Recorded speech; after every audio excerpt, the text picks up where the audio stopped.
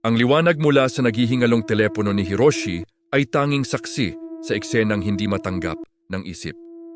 Si Yumi, ang tahimik nilang class representative, ay nakatitig sa kanya, ngunit ang mata nito ay blangko at ang ngiti ay may bahid ng panunuya. Bakit hindi mo sinabi sa amin, Hiroshi, na ikaw lang ang pwedeng makita dahil ikaw ang susunod? Ang boses na iyon, malamig, malalim at may alingaw-ngaw ng kawalang pag-asa, ay hindi kay Yumi. Ito ay tunog ng isang taong matagal nang naghihirap. Pilit hinawakan ni Hiroshi ang balikat ni Yumi, ngunit ang balat nito ay kasing lamig ng malamig na salamin. Yumi, anong pinagsasabi mo? Ito ako, si Hiroshi. Anong meron sa akin? Pilit niyang tanong, habang ang kanyang tingin ay pabalik-balik sa mukha ni Yumi. At sa nakabaligtad na multo ni Akira sa itaas. Ang multo ni Akira, na nakasabit sa ika-13 baitang, ay dahan-dahang gumalaw. Ang nakabaligtad nitong ulo ay tila napakahina ng leeg. Naguguluhang lumutang sa itaas ng kaniyang school bag. Ang ngiti nito ay lumaki, ipinapakita ang mga ngiping tila nakakita ng isang matamis na katuwaan. Ang mga mata nito ay nakatitig direkta kay Hiroshi. Sa sandaling iyon, parang may sumigaw sa loob ng isip ni Hiroshi. Tingnan mo siya, tingnan mo ang sarili mo.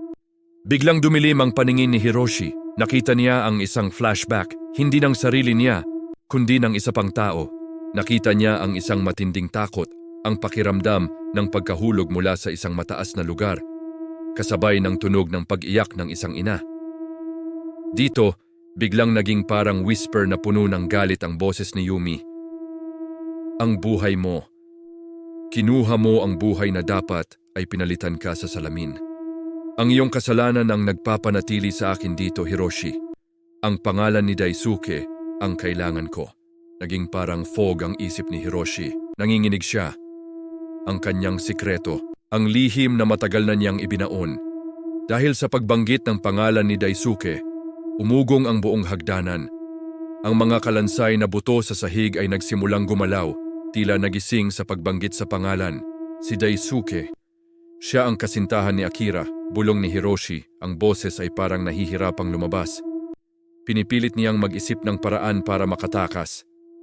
Inaway ko siya at tinulak ko siya sa railings ng rooftop, pero hindi ko alam na nakita ni Akira. Tumakbo siya at nahulog siya dito, wala akong kasalanan sa kanya. Ang katawan ni Yumi ay tumawa.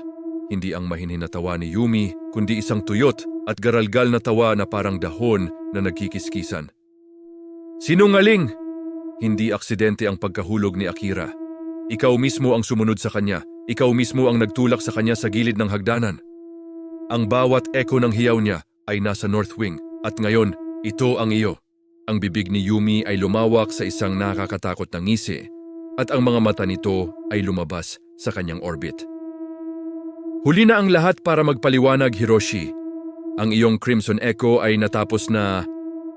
Sa mabilis na paggalaw, binitiwan ni Yumi ang kamay ni Hiroshi at tumalon pababa sa putol na hagdanan. Sa gitna ng bottomless pit ng dilim.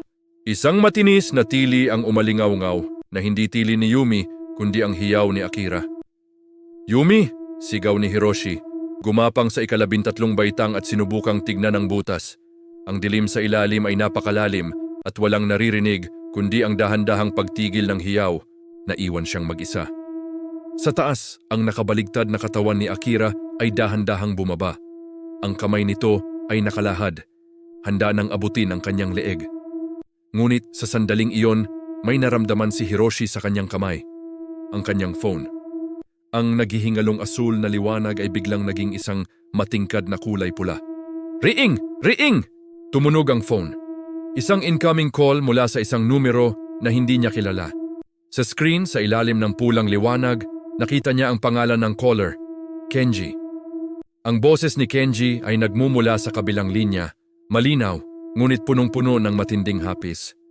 Hiroshi, hindi totoo ang urban legend. Hindi siya tumalon. Tinulak siya. At alam ko kung sino. Saan ka? Nandito ako sa likod ng salamin.